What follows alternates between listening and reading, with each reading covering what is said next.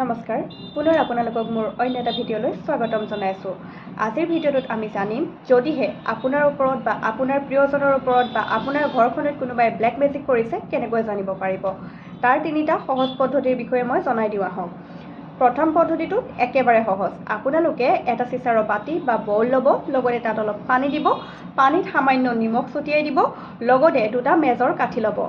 Major কাঠিকেইটা আপোনালোকে সোঁহাতত ল'ব আৰু প্ৰাৰ্থনা কৰা ভংগীত বহি ল'ব আৰু মা কালীক আবাহন কৰি পেলাই তেখেতৰ এটা বীজ মন্ত্ৰ ওম ক্ৰীম কালিকেই নমঃ, এই মন্ত্ৰটো 108 বাৰ জপ কৰিব আৰু 108 বাৰ জপ কৰি পেলাই কালী মাক আবাহন কৰি প্ৰাৰ্থনা কৰিব মনতে যে হে মা কালী, যদিহে আমাৰ ঘৰত বা আমাৰ ওপৰত কিবা নিগেটিভ বা বিয়োগাত্মক শক্তি আছে সেইখিনি যাতে এই মেজৰ কাঠি দুটাৰ জৰিয়তে আমাক জনাই দিয়ে আৰু সেয়া কৈ পেলাই লাহেকৈ সেই মেজৰ কাঠি দুটা বলটোত এৰি দিব।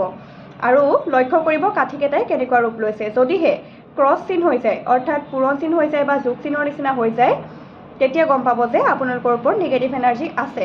আৰু যদিহে কাঠিকেইটা দূৰলৈ গুচি যায় বা ওচৰত নালাগেহি তেতিয়া বুজিব যে নিগেটিভ এনাৰ্জি নাই।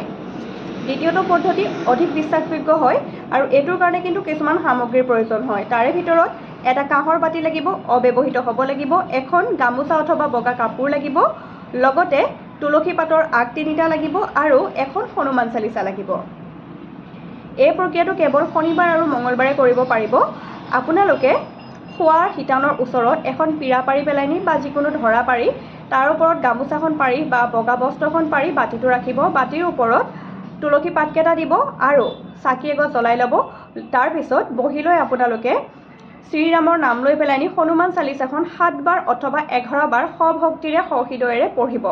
তাৰপিছত সেই হনুমান চালিচা ভাগ তুলসী পাতকেইটাৰ ওপৰত ৰাখি দিব আৰু মনতে প্ৰাৰ্থনা জনাব সেই বজৰংগী আপুনি অতি সোনকালে আমাৰ যিখিনি বিয়োগাত্মক শক্তি আছে বা নিগেটিভ শক্তি আছে সেই শক্তিখিনি এই তুলসী পাতত যাতে আনি বান্ধি দিয়ে আৰু তেনেকৈ কৈ শুই যাব। যদিহে আপোনালোকৰ কিবা ব্লেক এনাৰ্জি বা নিগেটিভ এনাৰ্জি থাকে তেতিয়া ৰাতিপুৱালৈকে সেই পাতখিনি ক'লা হৈ যাব বা লেৰেলি পৰি একেবাৰে শুকাই যাব। ঠিক আছে। আৰু 3 নম্বৰ পদ্ধতিটো আপোনালোকে নেমু টেঙাৰে চাব পাৰে। এটা নেমু টেঙা ল'ব আৰু সমানে 4 ভাগ কৰিব।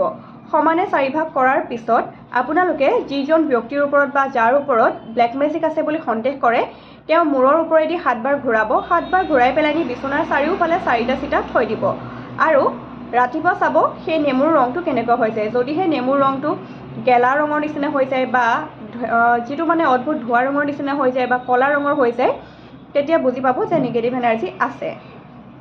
এতিয়া আমি জানো আহক যদিহে আপোনালোকৰ ব্লেক এনাৰ্জি বা নিগেটিভ এনাৰ্জি আছে সেইখিনি আপোনালোকে কেনেকৈ ৰিমুভ কৰিব। সেইখিনি ৰিমুভ কৰিবলৈ আটাইতকৈ সহজ উপায়টো হৈছে প্ৰতিদিনাই আপোনালোকে হনুমান চালিচা পাঠ কৰিব। প্ৰতিদিনে যদি আপোনালোকে হনুমান চালিচা পাঠ কৰে ঘৰলৈ এটা যোগাত্মক শক্তি আহে, যোগাত্মক ঊৰ্জা আহে, তেতিয়া নিগেটিভিটিবিলাক আঁতৰি যায়। দ্বিতীয়টো হৈছে আপোনালোকে কৰ্পূৰ জ্বলাব। যেতিয়া আপোনালোকে ধূনা দিয়ে ঘৰৰ চাৰিওফালে তাতে অলপমান কৰ্পূৰ দি দিব, তেতিয়াও বিয়োগাত্মক শক্তিবিলাক নাইকিয়া হৈ যায়। শনিবাৰ বা মঙলবাৰে আপোনালোকে নহৰু খুন্দি বা থেতেলিয়াই পেলাই তাৰ যিটো পানী ওলায় তাত গোবৰ অকণমান মিলাই পেলাই ঘৰৰ চাৰিওফালে ছটিয়াব, তেতিয়াও নিগেটিভ এনাৰ্জি বা বিয়োগাত্মক শক্তি আঁতৰি যায়। তাৰোপৰি আপোনালোকে যদি ঘৰত নিতৌ সময় হ'লে সুন্দৰাকাণ্ড পাঠ কৰে তেতিয়াও এইখিনি নিগেটিভ এনাৰ্জি নাইকিয়া হৈ যায়। আজিলৈ ইমানেই। আকৌ এনেধৰণৰ ভিডিঅ' আপোনালোকৰ মাজলৈ মই আনি আছোঁ।